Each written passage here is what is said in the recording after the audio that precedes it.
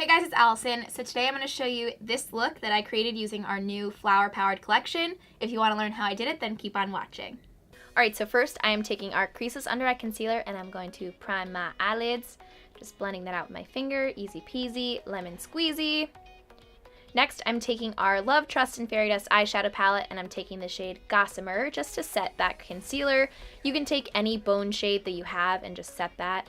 Now I'm going to take the shade Twinkle and apply that all over my lid. Such a pretty gold, but it has like flecks of pink in it. Really pretty.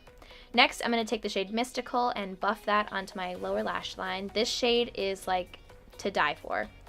Now I'm taking our Double Take eyeliner in brown and I'm going to use the pencil side just to line my waterline. I've been really into lining my waterline lately.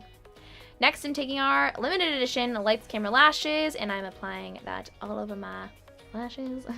This guy lengthens, curls, volumizes, and conditions. Now I'm taking our Amazonian Clay blush in the shade Fairy Flush. I rhyme all the time. And I'm applying that to my cheeks, obviously. Next, I'm taking the highlighter in the middle called Flower Crown, and I'm applying that onto my cheeks, onto the tip of my little nose, onto my chin and my forehead. And then I'm going to take another brush and blend it out.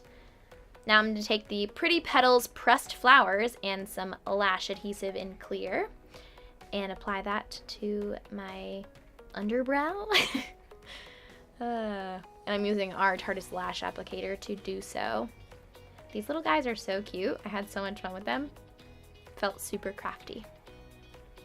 Now you're going to do the same thing on the other eye and you are good to go. This is the final look. Do a little peekaboo. Alright, so I hope you guys enjoyed this flower-powered look. I really love it. I think it's so cute. So I hope you guys enjoyed it. Until next time, I'll see you soon.